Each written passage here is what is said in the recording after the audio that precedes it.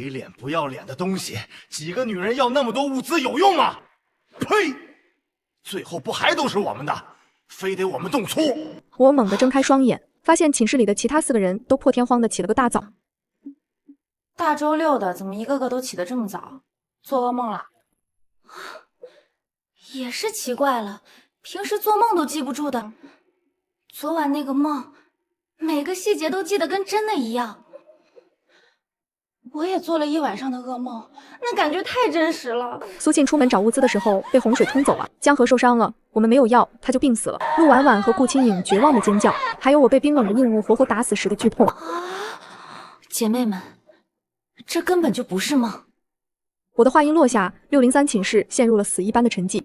所以，我们这是重生了。我用微微颤抖的手指划开手机屏幕，史无前例，特大暴雨将于本月12日登陆。群里叮的一声，所有人的目光都死死地定在了手机屏幕上。咱们家都特别远，回去要花上1天的时间。我们赶紧囤点东西吧，说不定能等到政府救援。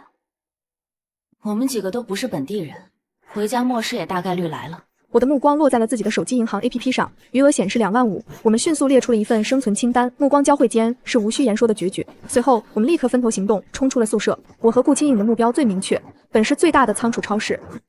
200箱矿泉水和150箱可以长时间储存的面包，现在就要！看着仓库工人开始搬运我们的生存物资，我紧握的拳头才微微松开。真正可怕的考验是末世里深不可测的人心，冰冷的钢材握在手里，沉甸甸的，让人心安。我最终挑了5把最趁手的刀，锋利的刀刃在灯光下泛着寒光。这么多东西，我们宿舍那小地方怎么塞得下？顾清影看着堆积如山的物资，秀气的眉头拧成了一个疙瘩。我拍了拍离我最近的一个水箱，胸有成竹地朝他一笑：放心，我早就看好了。对门612现在正好是个空宿舍，可当临时仓库。卡车轰隆隆地驶回学校，我的心也跟着悬了起来。幸好是周六，校园里人影稀疏，给了我们绝佳的掩护。搬运的工人师傅汗流浃背，一边搬还一边打趣：同学，买这么多水干什么用的？我早就想好了说辞，面不改色的胡诌：大学生创业，准备开个网店卖水。很快，612宿舍就被塞得满满当当，连个下脚的地方都快没了。没过多久，江河也风风火火地扛着2大箱药品回来了。陆婉婉和苏沁是最后到的，他们带回的东西更夸张，几大箱的卫生用品几乎把我们自己宿舍603的过道都堵死了。看着这2间被物资塞到极限的宿舍，我心里涌上一股奇异的满足感和紧迫感。过道里的东西始终是个隐患，我看向了那面占地方的公共全身镜上，必须把它弄走，腾出点空间。我走过去，伸手准备搬动它，可我的指尖刚刚触碰到冰凉的镜面，异变陡升，镜子内部毫无征兆地爆发出剧烈的敲击声，当当当，像是有人被困在里面疯狂捶打。紧接着，刺眼的光芒从镜子深处一波波地透射出来，晃得我们睁不开眼。我们几个人吓得立刻后退，死死地盯着那面诡异的镜子。敲击声越来越密集，越来越响，最终汇成一片尖锐的嗡鸣。整个镜面就像被投入石子的水面，瞬间泛起了层层叠叠的涟漪。陆婉婉懵逼地看着眼前的东西，话都说不利索了。镜子前的我们堆了几年的书都不见了，里面诡异地多出来了另一个宿舍，空空荡荡的，什么东西都没有。或许是声音太大，隔壁宿舍的同学都来看热闹了。其中一个姑娘轻探了个头进来，八卦地问道：你们宿舍干什么呢？用违规电器爆炸了吗？见我们5个人迟迟都没有说话，同学只好离开，还嘟嘟囔囔：这5个人傻了吧？一个破全身镜有什么好看的？原来镜子里的东西竟然只有我们几个人才能看得见。我们5个人看着这个空间，逐渐冷静了下来。顾清影手指飞快地搜索东西，最终他得出了一个结论：这玩意儿应该是个空间。陆婉婉走上前，试探着把手放进镜子里，太刺激了，这放眼整个世界也是相当炸裂。我看着镜子里的那个宿舍，若有所思，会不会有危险？我起身走到全身镜前，想要去对面看看。顾清影也想跟着上前，可是却被我拦下了。对面危不危险都还不知道，就我一个去探探路，不危险皆大欢喜，有危险我们也能少点伤亡。我穿过镜面的那一刻，感觉像是踏入了另一个维度的空气里，冰凉又沉寂，眼前的景象让我脊背发凉。这里竟然是我们宿舍一模一样的翻版，桌椅、床铺，甚至是墙上那张贴歪了的海报都分毫不差，唯一的不同是阳台。我小心翼翼地走过去，心跳在寂静中被无限放大。原本楼下的操场消失了，取而代之的是一片望不到头的平整黑土，而黑土的尽头被一堵缓缓翻滚的浓厚白烟吞没，像世界的边界。我喉咙发干，一步步挪到阳台边缘，伸出手试探着触碰那片诡异的白烟，指尖穿过，毫无阻碍，触感虚无，就像穿过一团冰冷的蒸汽。就在我准备缩回手时，一个毫无感情的电子合成音毫无征兆地在我脑中炸响：该领域尚未解锁，请再接再厉。我猛地抽回手，心脏狂跳，那声音仿佛还在耳边回荡：解锁。这么说，这片迷雾之后还有更大的天地。我连滚带爬地退回镜子这边，一头撞回我们自己的宿舍，呼吸急促。他说话了，我的话让所有人都变了脸色。就在我们震惊的说不出话时，陆婉婉的目光落在了桌上那堆旧书上，她眼神一凝，抓起2本厚重的专业书，毫不犹豫地朝着镜面猛地掷去。书本在空中划出2道弧线，触碰到镜面的瞬间没有发出任何声响，只是倏地爆开一团耀眼的白光，然后凭空消失了。我们都惊呆了。我和江河立刻把头探进镜子里，但那个复制的宿舍里空空如也，根本没有书的踪影。一股狂热涌上心头，我抓起自己桌上所有能扔的东西，笔、零食、充电宝，发疯似的往镜子里丢，可结果却令人沮丧。除了书本，任何东西都只是徒劳地撞在镜面上，然后掉回地板。就在这时，我忽然停住了动作，一种说不出的怪异感觉笼罩着我。我眯起眼，仔细打量着镜子里的那个房间，又回头看看我们身处的宿舍。你们有没有觉得镜子里那个房间好像比我们这边大了一点点？一个可怕的念头如同闪电般劈开了我的大脑。我猛地看向陆婉婉，看向所有人，有没有可能这面镜子是靠吃书来扩张的？我们之前莫名其妙消失的那整整3年的旧书，全是被他给吞了。这个推测让我们所有人都兴奋起来。没错，这绝对是最有可能的。一个只属于我们5个人的空间，不管是藏身还是囤积物资，都绰绰有余。我们当即决定，就在今晚动手。午夜12点的钟声仿佛是我们的行动信号，我们5个人像黑夜里的幽灵，一趟又一趟地穿梭在死寂的走廊里。更大的惊喜是，我们发现空间里竟然有电。一个疯狂的念头在我脑中成型，我们得搞个冰箱。末世漫漫，有了这个水电齐全的庇护所，食物储存就不再是问题了。我们一直忙活到后半夜，才精疲力尽地瘫倒在地。第二天醒来，桌上凭空多了5把古朴的钥匙。顾清影看的小说多，他第一个反应过来，眼睛发亮地说道：“有没有一种可能，这是那个空间的便携版？我们拿着这个钥匙，不管在哪都能进去这个空间。东西都给了，也不给配个说明书。”我拿起其中一把，冰凉的金属触感让我心跳加速。我闭上眼，静心凝神，脑子里只剩下一个念头：进入空间。咻的一下，周围的宿舍瞬间消失，失重感只持续了1瞬。再次睁开眼，我已经站在了堆满物资的空间里。我激动的几乎要喊出来，这也太爽了吧！这样就算遇到危险也不怕了。看着我从镜子里出来，4人都震惊了。我看着手里的钥匙，心想，如果可以收人，是不是也可以收东西呢？随后我把钥匙压在了自己的平板上，平板就直接被收进了空间。几个人大喜，这下好了，冰箱能买了。我们5个人赶紧出门，又开始了打鸡血一样购物。走到门口的时候，我看了一眼身后的空间，这一世我们一定要活下去。随后我们5个人分头去购买物资，期间我们还打电话告诉父母重生的消息，并告诫他们一定要多囤货。他们虽然觉得几个小丫头是不是疯了，但倒也听话的买了东西。我和苏沁来到了家电城，剩下3个人则是去商场扫货。一进门我就直接买了2个大冷柜，另一边苏沁也买了一台洗烘一体式洗衣机。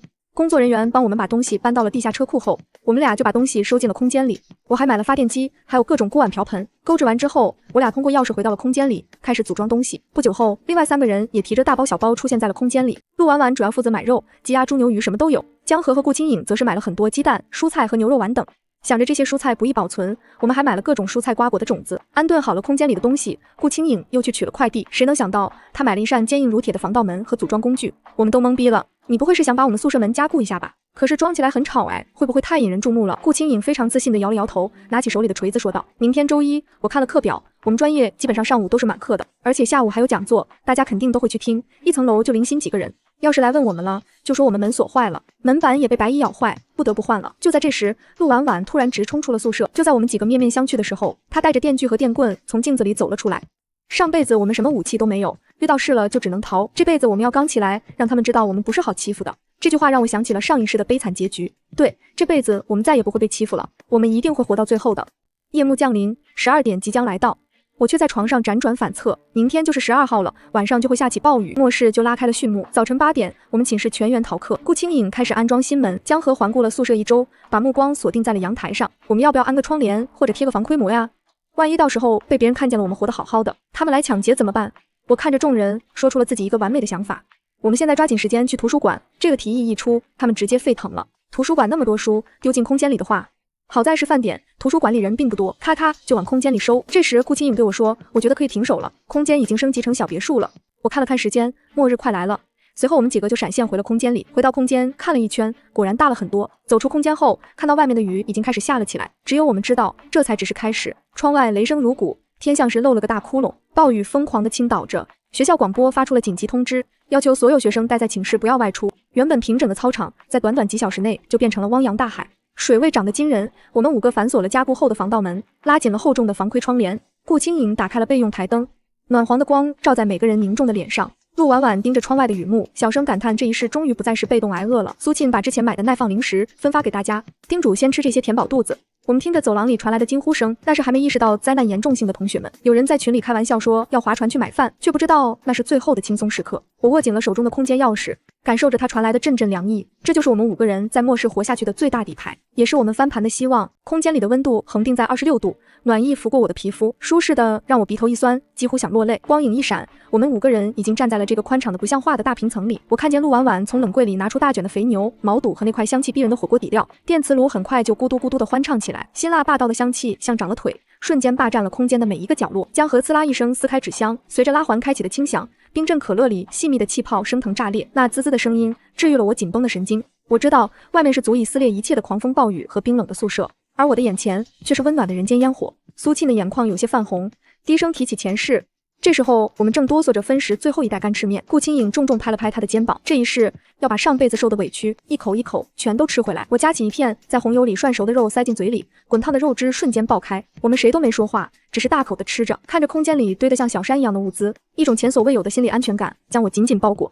吃饱喝足后，我躺在空间的大床上沉沉睡去，这是我重生后睡的第一个安稳觉。午夜12点，即使在睡梦中，我也能感知到外界的变化，整栋宿舍楼的灯光如梳好了一般整齐划一的熄灭了，断电了。紧接着，我能想象出自来水管正发出难听的嘶吼，在吐出最后一口秀水后彻底断供。走廊里瞬间爆发的抱怨和哀嚎，还有人因为手机没电发出的绝望尖叫，为这末世的开端奏响了序曲。我们5个人回到宿舍，借着外面的雷光观察着走廊上的动静，整栋楼陷入了死一般的沉寂，只有窗外雨声永不停歇地冲刷着。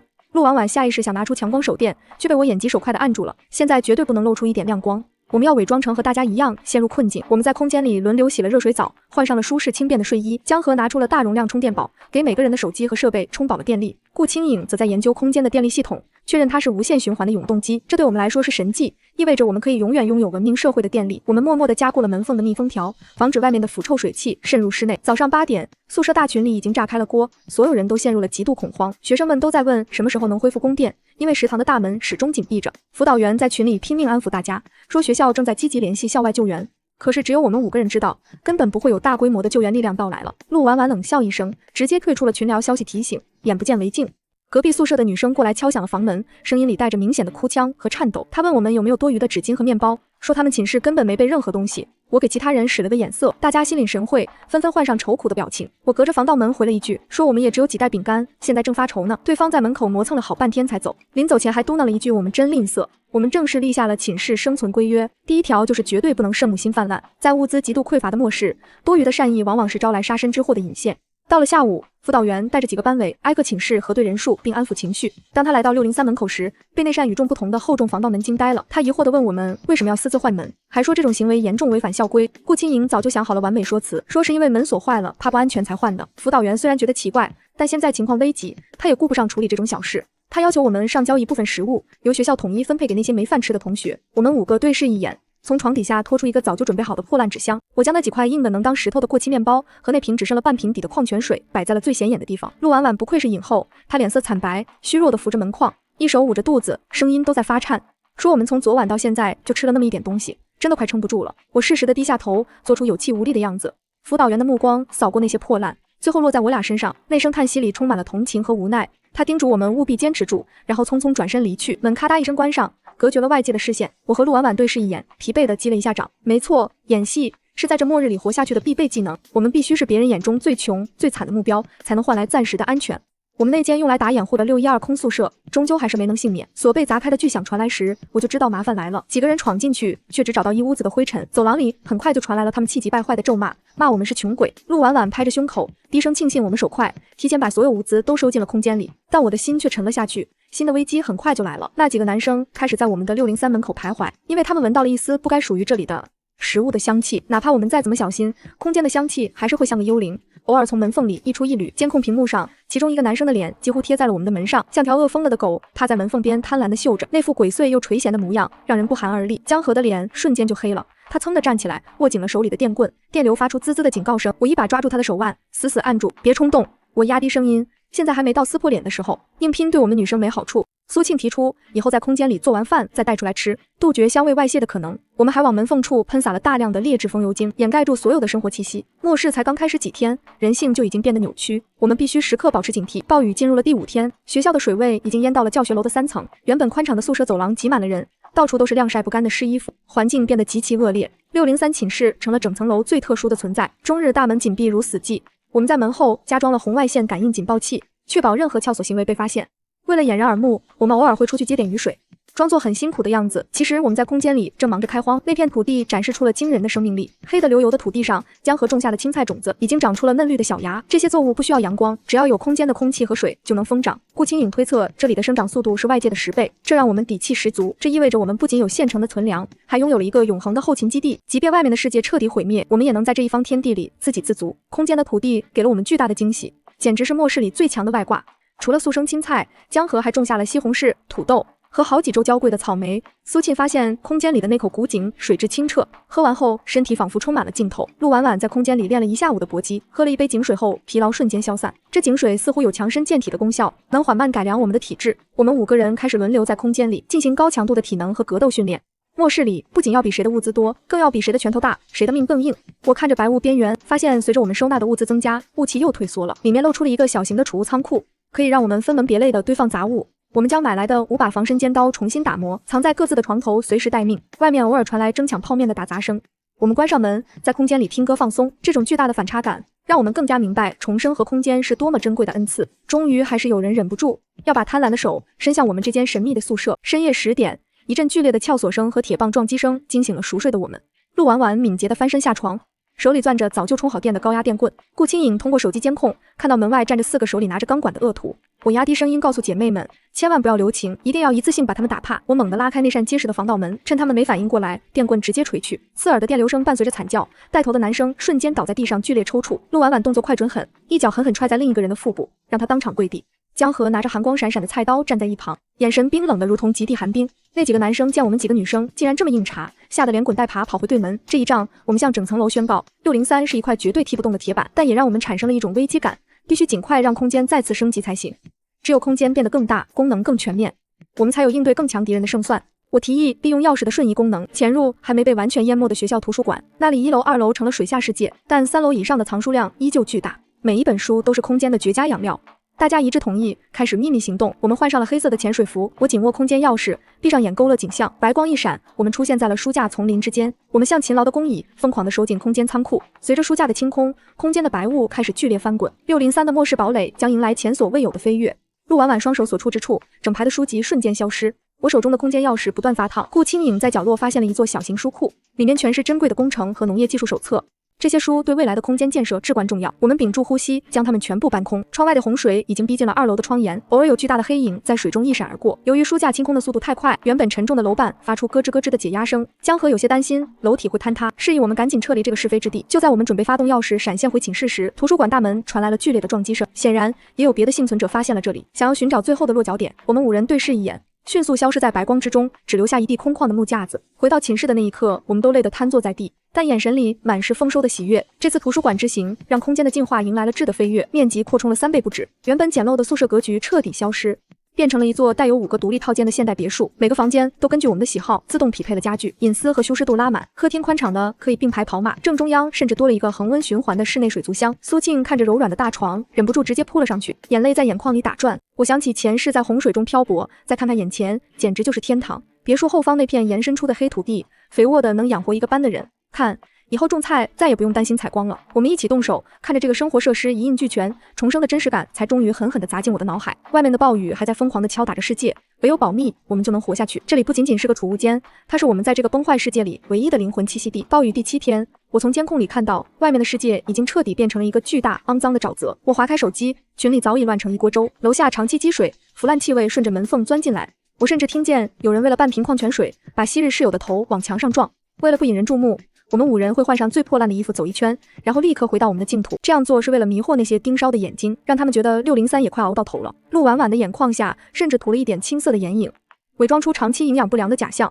其实回了寝室关上门，我们正围在空间的大理石餐桌前吃着香煎牛排。这种极度的反差让我们每个人都心惊胆战，也更加小心谨慎。人心在绝境中会变成最锋利的刀，我们绝不能给别人动刀的机会。我们约好，无论在外面看到多么凄惨的景象，都绝不能产生圣母心。深夜里，窗外除了雨声，突然多了一些奇怪的搅动水流的声响。我拿起高倍率红外望远镜，从窗帘缝隙往楼下的洪水中望去，只见原本平静的水面上露出了一根根像钢针一样锋利的脊鳍。那是从未见过的变异鱼类，体型足有半米长，满嘴都是细密的尖牙。有一个睡在3楼窗边的男生，大概是想借雨水，手臂不小心伸出了窗外，伴随着一声凄厉的惨叫，那只手瞬间被水中跃起的黑影撕咬得白骨森森。整栋楼都被这尖叫惊醒了，恐慌像瘟疫一样在每一个宿舍房间里蔓延。这意味着大自然也变异了，洪水不再只是水，而是满载死神的土场。我看着陆婉婉握紧了手中的电棍，表情前所未有的严肃。我心里清楚，环境正在以我们无法预料的速度恶化，原本的生存计划必须提前。我们不仅要防备饥饿的人类，还要防备这些从地狱里爬出来的怪物。是江河先发现的。自从我们经常喝空间里的井水，身体素质都在悄然改变。苏沁原本由于长期熬夜导致的皮肤暗沉全消，变得透亮而富有弹性。陆婉婉更是惊人，我现在亲眼看到她能单手拎起50公斤的冷柜，脸不红气不喘。我自己的感官也变得异常敏锐，哪怕隔着3扇门，也能听到楼道里的脚步声。这种变化让我们欣喜若狂。因为力量才是末世生存的终极通行证。顾清颖在空间里建立了一个体能训练室，每天督促我们进行魔鬼训练。我们不仅练习格斗，还开始模拟在各种极端环境下使用冷兵器。我发现自己对那几把防身尖刀有了某种直觉般的感应，能精准命中目标。江河则在后院培育了一些带毒的植物，那是他为侵入者准备的礼物。这种全员进化的感觉太棒了，让我们从待宰的羔羊变成了潜伏的猎人。井水不仅治愈了前世留下的心理创伤，也正在重塑我们的钢筋铁骨。我们知道接下来的挑战会更加残酷。风暴中，一个自称刀哥的男人带着10几个壮汉强行闯进了学校，他们开着改装过的冲锋舟，手里竟然还拿着几把自制的土制火药枪。这伙人迅速占领了学校的物资分发点，把那些原本不多的罐头据为己有。辅导员试图阻拦，却被对方直接一棍子打得头破血流。刀哥宣布，从现在起，学校所有的食物都要听他分配，不服从的就滚。恶势力成了新的法则，他们在各层宿舍楼之间巡逻，收缴学生们私藏的一丁点零食和饮水。我的监控里清晰地看到，那群人正大摇大摆地往我们6楼走来。他们不仅抢夺物资，还用那种恶心邪淫的眼神打量着每一个女生。我知道，前世害死我们的那场噩梦，换了一种形式再次逼近。陆婉婉眼神里杀气腾腾。这一世，我们要让这些地痞流氓知道，什么叫做真正的铜墙铁壁。门外，刀哥的2个手下到了，一脚重重地踹在我们603厚重的防盗门上。开门，例行检查物资。别让老子废话！粗鲁的咆哮声隔着门板都震得我耳朵嗡嗡作响。我和顾清颖他们4人早已屏住呼吸，各自潜伏在门后的死角。冰冷的武器被我们攥得滚烫。我朝顾清颖递了个眼色，他立刻凑到门上的电子猫眼后。片刻，他冲我比了个2的手势。只有2个人，但隔壁寝室传来的动静却让我的心沉了下去。女生的哭喊和求饶声撕心裂肺，像针一样扎进我的耳朵。撬锁失败后，门外的2个壮汉失去了耐心，抡起钢管开始猛砸门板，哐哐，刺耳的巨响像是要撕裂我们的骨膜。陆婉婉紧张地看了我一眼，我给了他一个肯定的眼神，然后毫不犹豫地按下了门边的电闸开关。就是现在，这是顾清颖为他们精心设计的欢迎仪式。一瞬间，肉眼不可见的死亡电流爬满了整扇防盗门，门外立刻爆发出2声不似人声的惨叫，仅仅几秒钟，抽搐就停止了。他们瘫倒在地，浑身焦黑，散发着一股蛋白质烧焦的恶臭，手里紧抓着的那半袋米哗啦啦撒了一地，混着尘土，格外刺眼。隔壁的同伙听到动静，惊恐地跑了过来。当他们看到地上2具凄惨的尸体时，脸上的表情瞬间凝固了。操，弄死他们！有人回过神来，骂骂咧咧的就想冲上来。我早有准备，拉开一道门缝，将早已准备好的浓缩辣椒水猛地喷了出去。一片鬼哭狼嚎中，他们捂着眼睛，狼狈地退了回去。这一仗彻底打响了我们603的名号。走廊里死一般的寂静，再没人敢靠近。我知道刀哥的人短时间内是不敢再来招惹我们了，但代价是我们成了整层楼的焦点。很快，门外开始响起小心翼翼的敲门声，那些走投无路的学生把我们当成了最后的救命稻草。隔壁寝室的班长在门口跪了整整1夜，求我们给他发烧的室友一点药。江河通过监控看着那个女孩冻得发紫的脸，手刑警抠进了掌心里。在末世，心软就是自杀，这是我们前世用命换来的血泪教训。最终我还是开口了，但我没有直接给药，而是提出要用情报交换。我要求他把学校里所有恶势力的动向和刀哥的武器装备告诉我。班长忙不迭的点头，把他看到的关于刀哥藏枪的位置全都说了出来。我从门缝里塞出1小盒退烧药和1瓶干净的水，冷淡的让他离开。江河松了一口气，我们不是救世主，我们只是想在泥潭里拉起彼此的5个普通人。这1小盒药换来的重要情报，在接下来的反击战中将起到决定作用。原本以为暴雨会一直下去，可第2天清晨，气温却诡异的骤降，天空中不再是落雨，而是飘起了鹅毛大雪，每一片都大得惊人。短短2个小时，洪水的表面竟然结出了一层厚厚的冰壳，寒气逼人，从极度潮湿到极度严寒。大自然的极端变化让很多人直接冻死在睡梦中。由于宿舍里没有暖气，很多同学缩成一团，瑟瑟发抖地啃着冰冷的干馒头。我们5个人在空间里也感觉到了寒意，赶紧打开了中央空调。别墅里的壁炉燃起了熊熊火焰，温暖的红光映照在每一个人的脸上。顾清颖从仓库里搬出了羽绒服和厚棉被，每人都全副武装起来。苏沁煮了一大锅姜汤，辣喉的味道流进胃里，驱散了所有的阴霾。外面的世界变成了银装素裹的坟墓，冰层下冻结着无数肮脏的秘密。我们要时刻伪装宿舍的环境，在窗户上贴满了冰霜纹理的遮盖纸，这样从外面看进来，我们的寝室和其他冻成冰块的屋子没有任何区别。在这冰封的世界里，我们拥有唯一的火种，也要成为唯一的猎手。随着空间的再次升级，别墅侧面多出了一个名为机械加工坊的房间，里面摆放着先进的 3D 打印机和各种精密机床，甚至还有一堆合金原材料。顾清影如获至宝，他本身就是机械工程系的学霸，在这里简直如鱼得水。不仅将弩箭改成了带血槽的合金，他还给我们每人量身打造了一套轻便却不可摧的防刺服，隐藏在衣服下。这种装备的提升，让我们在面对刀哥那伙人时，有了碾压级的优势。与此同时，空间里的黑土地也迎来了第一波收获。嫩绿的青菜清甜可口，江河甚至试着在温室里养了几只小母鸡，现在每天都能捡到新鲜的鸡蛋。在这种环境下还能吃上鲜活的食物，简直是奢侈到了极点。我们把多余的蔬菜脱水处理，存放在地下室的冷库里，以备不时之需。外面的世界正在急速凋零，因为刀哥的人已经开始尝试烧门了。面对那些丧心病狂的疯子，我们决定主动出击，彻底清理这一层的隐患。深夜，走廊里传来了刺鼻的汽油味，刀哥的人终究还是选择了最极端的手段。他们提着几桶从校车里抽出来的汽油，疯狂地泼洒在603的防盗门上。老子就不信你们这门是金刚不坏，烧不死你们这群缩头乌龟！外面的咒骂声异常嚣张，火苗猛地蹿起，橘红色的光瞬间照亮了昏暗的走廊，热浪隔着门板我都能感受到。陆婉婉不慌不忙地从空间里拉出一条高压水管，连接在别墅花园的消防栓上。顾清影在门上方安装了一个隐蔽的喷淋孔，就在那群恶徒对着火焰狂笑时，刺骨的冰水混合着空间特制的灭火药粉倾盆而下，火焰瞬间被熄灭，取而代之的是滚烫的浓烟和那些人被烫伤后的惨叫声。我透过电子监控看着他们狼狈逃窜的样子，心里没有一丝波澜。这种程度的攻击，对于拥有独立水源和防火装甲的我们来说，简直如同小儿科。为了给他们一点深刻的教训，我按下遥控器，门缝处喷射出密集的强力胶水。那几个跑得慢的恶徒，双脚直接被粘在地上。在这极寒的夜里，这比杀了他们还难受。由于夜晚气温太低，那几个被粘在走廊上的壮汉，不到半小时就被冻成了冰雕，再也没有人敢在603门前徘徊。但我们知道，刀哥这种亡命之徒绝不会善罢甘休，他一定会带更多人来报复。与其坐以待毙，不如主动出击。我们决定今晚就去端了他们在食堂的老巢。我看着顾清影为他连夜组装的2架微型无人机做着最后的调试，那上面挂载的高浓度麻醉喷雾是我们的王牌。陆婉婉将她的复合弩重新校准，我能看到每一根弩箭上都闪烁着毒素的幽光，那能让人瞬间丧失行动力。我紧握着自己的空间钥匙，感受着它散发出的微光，这是我们此行最大的撤退保障。耳机里传来苏沁的声音，他已在宿舍就位，通过空间的全息屏幕实时为我们提供战术支援。我们4人换上全黑的作战服，带上夜视仪，我亲手推开了那扇象征着战斗开始的防盗门。门外的世界静得可怕，只有风雪穿过破碎窗户时发出的呜呜声，像是在为谁送葬。我们踩着冰封的阶梯，像4道幽灵一般，消失在通往食堂的漆黑转角处。食堂大厅里灯火通明，我从门缝里看到刀哥正搂着2个哭泣的女生，大口啃着抢来的火腿肠。他的几十个手下围坐在火堆旁，叫嚣着明天要如何折磨我们603的臭娘们儿。我对着耳麦下达了指令，顾清影操控的无人机便静悄悄地划过屋顶。淡紫色的麻醉烟雾如细雨般落下，几个守门的壮汉还没来及发出警报，就感觉脑袋一沉，扑通栽倒在冰冷的地上。伴随着3声沉闷的锐响，远处窗口的火药枪瞬间哑火，那是陆婉婉的信号。我不再犹豫，一脚踹开食堂大门，在腐烂食物与血腥混杂的恶臭中，紧握着合金短刀，眼神冷冽如刀。主座上的刀哥脸色煞白，惊慌地伸向桌上的火枪，可他太慢了。我手腕一抖，一把手术刀化作银光，噗的一声，将他的手掌死死钉在桌面上。一声不似人声的惨叫撕裂了所有嘈杂，我甚至没回头，眼角的余光里，江河的身影如同鬼魅，电棍的蓝光每一次闪烁，都伴随着一个喽落、软软倒地的闷响。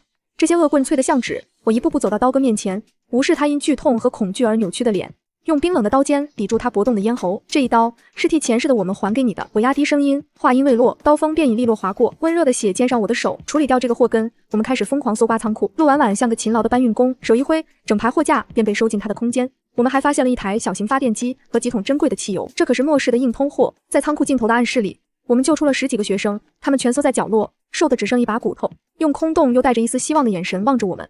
废墟的阴影里，那几个苟延残喘的家伙抖得像风中残叶，我终究没能硬下心肠，随手丢下几袋饼干，用冷得像冰茶的声音告诉他们教学楼避难所的位置。这便是我最后的慈悲，至于他们能不能活过这个冬天，就要看自己的命了。我启动空间钥匙，血腥的战场瞬间在身后崩塌。下一秒，寝室温暖的空气已将我包裹。我粗暴地扯下那身浸透血污的作战服，将自己整个扔进浴室。滚烫的热水从头顶浇下，冲刷着杀戮和寒意。苏沁的鲜虾粥温润香甜，一口下肚，仿佛将我身体里那头因战斗而苏醒的野兽重新抚平。我知道刀哥一死，这所学校暂时归于平静，但窗外越发狂暴的飞雪和那足以承载重卡的冰层才是我们真正的敌人。很快，603寝室成了校园里不可触碰的禁地。传说我们是吞噬恶魔的魔鬼，也正因如此，一个叫陈峰的前学生会干部带着一脸谦卑的笑容敲响了我的房门。他说想在我的羽翼下建立一个新的秩序。我隔着门冷冷地笑了。我没有拒绝，也没有答应，只是让他拿有价值的信息或者稀缺金属来交换。末世之中，孤独的堡垒是守不住的，我们需要一些外围成员来传递情报。陈峰很识相，下午就送来了几块从实验室拆下来的稀土磁铁和高精度电表，这些东西对顾清颖的机械坊建设非常有帮助。我给了他一袋大米作为报酬，看着他千恩万谢的离开，我知道一种新的以603为核心的秩序正在建立，我们不再是待宰的羔羊，而是这个微型生存圈里隐形的掌控者。只要我们手握空间和物资，这种微妙的平衡就能维持很久。空间在吸收了那些稀土磁铁后，机械加工坊竟然升级出了电子扫描功能。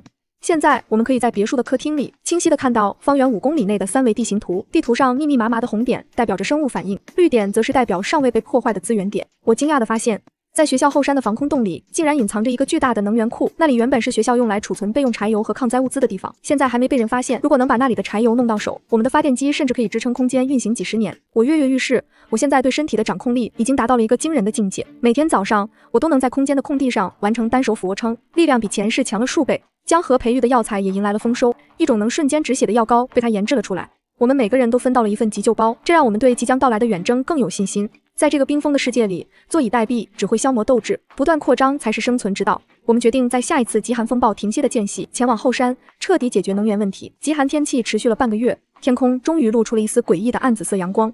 我们4人全副武装，踩着厚实的冰面，向学校后山的防空洞进发。冰面下划过一个个被冻僵的尸体，有的还保持着挣扎的姿势，令人唏嘘。由于有3维地图的导航，我们完美避开了几处脆弱的冰裂缝和变异生物的巢穴。在路过实验楼时，一群饿得眼冒绿光的野狗从废墟里冲了出来。这些畜生在末世中吃了不少烂肉，体型变得硕大无比，眼神透着狰狞。我头也不回，反手抽出一根合金棍，精准地击碎了领头犬的头骨。剩下的野狗被这股狠劲震慑，呜咽着散开，再也不敢靠近半步。终于，我们在后山一处隐蔽的山坳里找到了那座锈迹斑斑的铁门。顾清颖拿出便携式激光切割机，火花四溅中，沉重的铁锁应声而断，一股浓重的霉味和柴油混合的气息扑面而来。这在末世简直是世上最香的味道。这里储备的物资远超我们的想象，不仅有几百桶柴油，还有成箱的保暖军大衣。我们像勤劳的搬运工，将防空洞里的物资一股脑全部收进了空间仓库。最后一桶柴油入库后，空间内部突然发出一阵轻微的嗡鸣声，白雾再次向外扩张。这一次，别墅后面竟然出现了一个波光粼粼的鱼塘，泉水从山上缓缓流下，灌满了池塘。这简直是意外之喜，意味着我们以后不仅有肉吃，还能实现海鲜自由。就在我们满载而归准备撤离时，防空洞外传来了一阵杂乱的脚步声。陈峰带着几个身强体壮的男生，竟然也循着踪迹摸到了这里。他看到空空如也的仓库，再看看我们5个，眼神中闪过一抹贪婪和疑惑。林姐，这么多东西，你们是怎么弄走的？大家都是同学，分点吧。我冷笑一声，末世里果然没有永远的追随者，只有永恒的利益和贪欲。我缓缓拔出腰间的短刀，阳光照在刀刃上，折射出让人胆寒的冷芒。陈峰，我给过你机会，可惜你选了一条通往地狱的路。陈峰见伪装被识破，索性也不装了，挥手示意身后的男生动手。他们就几个女生，就算再厉害也没力气了，抓活的东西肯定在他们身上。陆婉婉不屑的冷哼，身形一晃，便闪到了那人侧面。反手一个过肩摔，将其砸进冰层，咔嚓一声，冰面裂开，那人半个身子陷进了冰冷刺骨的水中，哀嚎不止。江河也没有闲着，他扔出一颗特制的烟雾弹，瞬间将方圆10米笼罩在迷雾中。在叶诗怡的帮助下，我们如鱼得水，每一拳每一脚都精准地命中对方的要害。不到3分钟，原本气势汹汹的5、6个男生全部躺在地上痛苦的翻滚。陈峰吓得双腿打颤，扑通一声跪在地上，疯狂地扇着自己的耳光求饶。我走到他面前，居高临下的看着这个自作聪明的跳梁小丑。你以为在这个世界我没有杀他，而是废掉了他的双手，让他在这冰天雪地里自生自灭。回到寝室后，我们对这次的背叛事件进行了深度复盘。苏庆有些自责，觉得是他之前给陈峰那些人报仇太丰厚，才养大了他们的胃口。我安慰他，人性本就如此，在极端的生存压力下，任何道德底线都是脆弱的。这次经历也让我们更加坚定了不相信外人的原则。603必须永远独立。为了庆祝后山能源库的丰收，我们在空间里举办了一场盛大的篝火晚会。池塘里捞出来的活鱼被架在火上烤得滋滋冒油，香味充盈了整个别墅。顾清颖还从仓库里翻出了几瓶珍藏的红酒，我们5人举杯痛饮，致重生，致我们还没被末世磨灭的友谊。我看着他们，由衷地说道。窗外的极寒似乎有了减弱的迹象，但这并不代表灾难的结束。3维地图上，那些原本静止的红点开始向学校南边的大型商场汇聚，那里似乎出现了一个更庞大、更有组织性的避难所，或者说是掠夺者营地。我们知道，真正的硬仗还在后面，学校只是一个暂时的避风港。为了迎接即将到来的变局，我们开始整理空间里的所有重型装备。随着气温回升，原本冻结成镜面的洪水开始融化，变成了一滩滩散发着恶臭的黑水。顾清颖操控着高空无人机前去侦查，传回来的画面让我们5个人都倒吸一口凉气。商场外墙被焊上了密密麻麻的钢筋倒刺，入口处甚至还有背着土制步枪的巡逻队。这已经不是简单的幸存者营地，而是一个初具规模的末世军阀基地。领头的似乎是一个外号叫雷公的男人，据说曾是当地的一名安保头子。他们不仅搜刮物资，还在附近疯狂抓捕幸存者作为苦力，去挖掘被淹没的仓库。我看着屏幕上那些被铁链锁在一起，在冰冷泥水中劳作的人，心里一阵发紧。前世的悲剧告诉我，这种规模的组织一旦成型，周边的所有小团体都会沦为猎物。雷公的人已经开始向学校方向扩张，无人机拍到好几艘满载武装人员的皮划艇。我们必须在他们到达之前，把603寝室改造成一个让他们碰都不敢碰的绞肉机。冰雪消融带来的不仅是交通的恢复，那些被冻在冰层下的尸体在高温下迅速腐败，整栋宿舍楼都被一种绿色的煤气笼罩。许多躲过极寒的学生，却因为喝了不干净的水，开始剧烈呕吐，高烧不退。走廊里到处都是绝望的身影。曾经不可一世的互助小组，在疾病面前瞬间瓦解。江河在空间里利用刚采摘的药草，配制出了一批强力空气净化剂，喷洒在门口。我们在宿舍门内侧加装了一层透明的密封隔层，确保外界的病菌无法侵入空间。尽管我们一直保持低调，但这种健康的状态在濒死的校园里显得格外扎眼。雷公的先遣队终于来到了宿舍楼下，他们穿着简陋的防护服，手里拿着扩音器。上面的幸存者听着，雷公老大仁慈，只要交出所有食物并加入我们，就能活命。这种骗小孩子的鬼话，自然没人信。但那些饿疯了的学生却像抓住了救命稻草，我看在眼里，心中冷笑。雷公要的根本不是伙伴，而是能够随时消耗的炮灰。雷公的人并没打算一个个寝室去劝降，他们采取了最简单粗暴的手段，暴力清理。凡是不肯开门或者试图抵抗的寝室，都会被他们直接从窗户扔进自制的催泪弹。那些学生被熏得涕泗横流地跑出来，随即就被粗暴地反剪双手，像牲口一样赶下楼。很快，这伙人就来到了6楼，领头的是个满脸横肉、斜挎着土火枪的矮子。他在603门口停下了，显然被这扇崭新的、毫无锈迹的防盗门吸引了注意。哟呵，这层楼竟然还有这么讲究的屋子！哥几个，给我砸开，里面肯定有宝贝！矮子一声令下，几个壮汉抡起沉重的铁锤砸向房门，却发出了震耳欲聋的金属反震声。我冷哼一声，这扇门可是顾清影用了特种合金加固的，连微型炸弹都未必能炸开。我通过监控看着他们徒劳无功的样子，决定给这群强盗送上一份大礼。陆婉婉迅速在门口的机关里装填了几颗特制的电火花感应雷。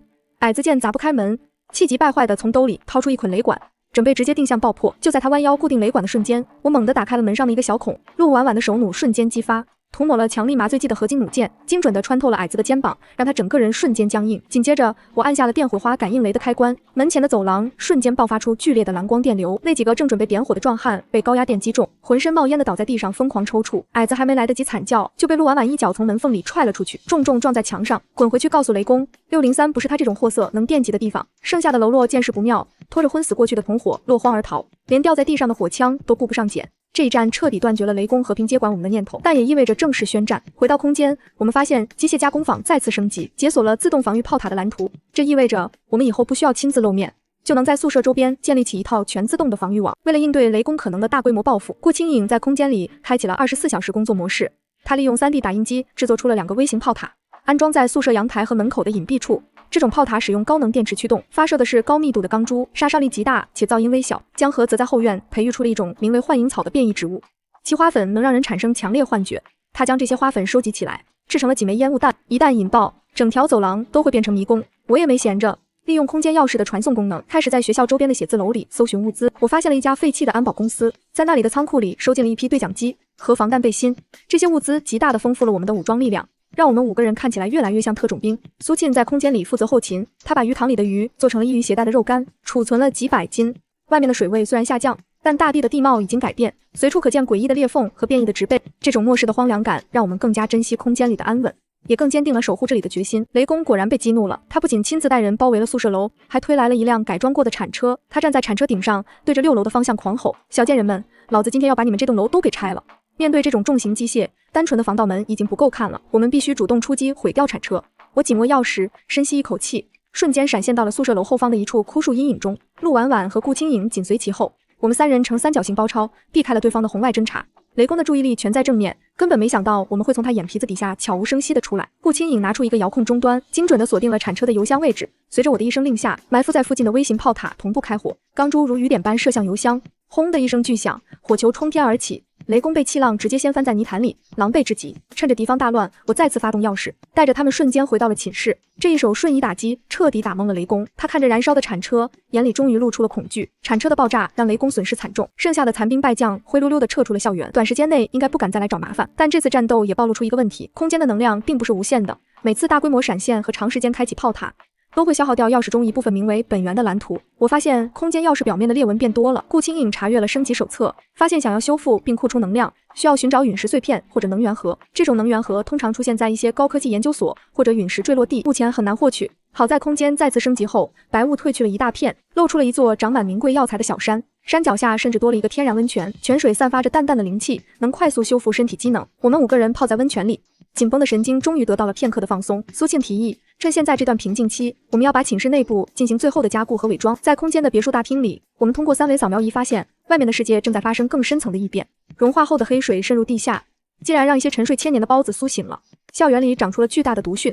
这些毒菌会喷洒一种带腐蚀性的孢子云，普通人只要吸入一点，肺部就会溃烂。雷公的基地似乎也遭到了这种孢子云的袭击，红点数量在急剧减少，死伤惨重。我们感到一丝庆幸，幸好空间是独立于外界的生态圈，不受这些毒素影响。但为了安全起见，顾清影在宿舍外窗加装了3层高强度的工业级空气过滤网。现在的603寝室已经从内到外变成了一个完全封闭、自给自足的末世方舟。我开始尝试用精神力去感应空间钥匙，发现自己竟然能通过它进行短距离的探查。哪怕不走出去，我也能看到方圆100米内的实时景象，这简直是上帝视角。就在这时，监控屏上突然出现了一个极其微弱的绿点，在学校实验楼的地下室闪烁。根据指示，那里似乎存放着一枚高浓度的同位素能源块，正是修复钥匙所需的材料。实验楼地下室是学校最深的地方，暴雨爆发后，那里早就变成了幽暗的深渊。毒孢子在那里生长得最为疯狂，几乎将所有的出口都封得死死的。虽然极度危险，但为了空间的能源，我们决定由我和陆婉婉2人结伴前往。我们穿上了顾清影特制的合金防护服，背上氧气瓶，手里提着能喷火的歌具。一踏入实验楼，那种粘稠的煤气几乎让人窒息，脚下的瓷砖滑腻得像是在走冰面。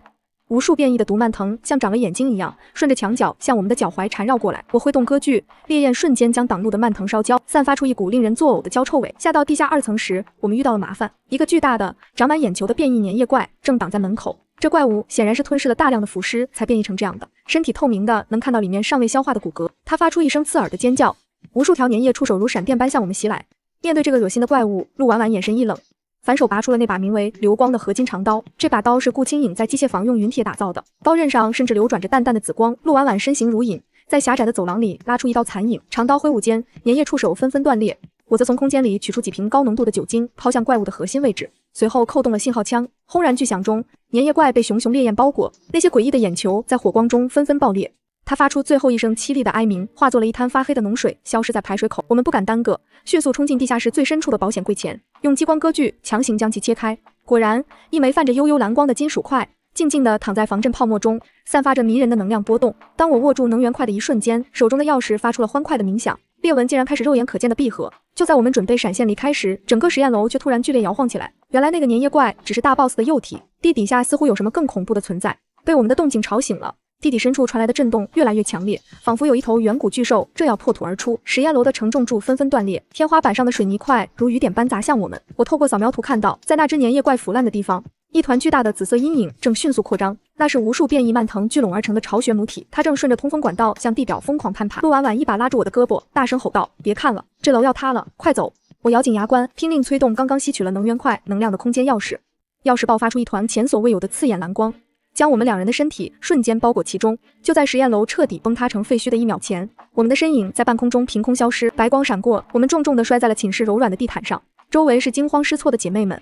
窗外传来惊天动地的巨响，曾经矗立在那里的实验楼已经变成了一个巨大的深坑，那种死里逃生的虚脱感让我几乎无法动弹，只能紧紧攥着那枚恢复如初的钥匙。空间内的嗡鸣声渐渐平息，一股温润的能量顺着掌心流遍全身，修复着我们的疲惫。能源块的吸纳让空间迎来了自爆发以来最彻底的一次蜕变升级。原本的别墅在震动中自动重组，外墙变成了坚不可摧的银白色合金堡垒，堡垒四周多出了4座全自动的激光防御塔，塔尖闪烁着让人胆寒的紫芒。别墅内部的5个套间升级成了独立的小型公寓，甚至拥有了独立的实验室。顾清影惊喜地发现，机械加工房里竟然出现了一台纳米修复机，这意味着只要材料充足，我们可以制造出任何超前于时代的末世装备。我们别墅后方的鱼塘扩建成了微型湖泊，湖中心出现了一棵散发着微光的生命树。江河说，这棵树周围的空气含有极高的含氧量，甚至能缓慢提升人的大脑开发度。苏庆则忙着在扩建后的农场里安放全自动收割机器人，这下连体力活都省了。我们的整个空间已经不再仅仅是一个住所，而是一座可以跨越时空维度的超级基地。最重要的是，空间钥匙现在支持5个人的子母定位，我们随时可以互相传送。这种安全感让我们彻底告别了前世的阴霾，真正拥有了俯瞰末世的底气。就在我们沉浸在升级的喜悦中时，外界的极端天气却再次发生了诡异的逆转，暴雨和冰封彻底消失，取而代之的是一场足以烤焦大地的超级大旱灾。气温在短短3天内飙升到了50度，原本浑浊的水源被迅速蒸发殆尽。那些腐烂的毒蕈干枯后，变成了易燃的孢子粉尘，整座城市随时可能变成火海。我从窗户望出去，校园里那些枯死的树木在烈日下竟然自燃了起来，冒出滚滚黑烟，空气中充满了焦糊味和死亡的味道。幸存者们躲在阴影里，像被暴晒的咸鱼。因为极度缺水，那些原本还能维持和平的小团体彻底崩溃，开始了最后的疯狂掠夺。我们5个人躲在恒温20度的空间堡垒里，喝着冰镇的西瓜汁，仿佛在看另一场戏。为了防止宿舍楼因自燃而坍塌，顾清影在宿舍外围涂抹了一层隔热防燃的纳米涂层。这种透明的涂层不仅能抵御数千度的高温，还能折射阳光，让603看起来像消失了一样。尽管我们衣食无忧，但这种全球性的生态崩溃让我们意识到校园已经守不住了，大火迟早会蔓延到整个城区。我们必须在一切化为焦土前寻找下一个迁徙点。就在我们商讨撤离计划时，3维扫描图上突然出现了一支从未见过的武装编队，3架涂装成深蓝色的重型武装直升机低空掠过校园，螺旋桨带起巨大的尘土。这支自称为蓝盾的特遣队似乎拥有极强的科技，很快就锁定了实验楼的废墟。他们下机后动作极其专业，每人都穿着密不透风的外骨骼动力装甲，手持激光枪。为首的指挥官在废墟旁放置了一个精密探测仪，显然是在寻找丢失的能源块。能源信号消失了，最后出现在这一带，范围锁定在后方的宿舍楼，通讯器声音刺耳。我心中一惊，原本以为我们的纳米涂层可以隐形，但在这种军用级别探测面前仍有风险。蓝盾的人开始挨个寝室搜查，他们不再像雷公那样暴力，却有着让人窒息的压迫感。雷公剩下的残部试图反抗，却被对方的激光武器瞬间气化，连惨叫都来不及发出。这种绝对的力量差距让我们明白，如果不小心应对，603的秘密就会彻底暴露。顾清影冷静地关闭了空间的所有外泄频段，将防盗门后的虚空彻底锁死。哪怕他们拆掉这堵墙，也只会看到一间空无一物的毛坯房，而非我们的堡垒入口。蓝盾的士兵终于来到了6楼，一名士兵拿着高频扫描仪在603的门框上反复游走，眉头紧锁地向指挥官报告：长官，这间屋子的空间波动异常，但视觉和雷达反馈显示它是一间空屋。那名满脸胡茬的指挥官亲自走上前，用戴着金属手套的手轻轻抚摸着我们的房门，他触摸着纳米涂层，那冰凉的触感让他的眼神中闪过一丝极度贪婪的金光。这不是普通的建筑材料，这后面藏着了不得的先行者科技。他冷笑一声，他示意士兵拿来一桶暗能量酸液，准备强行腐蚀掉我们这层虚假的伪装外壳。我身边的陆婉婉已经握紧了复合弩，随时准备给这些不速之客致命一击。我拦住了他，现在和这种军方级别的势力硬拼，只会引来没完没了的追杀。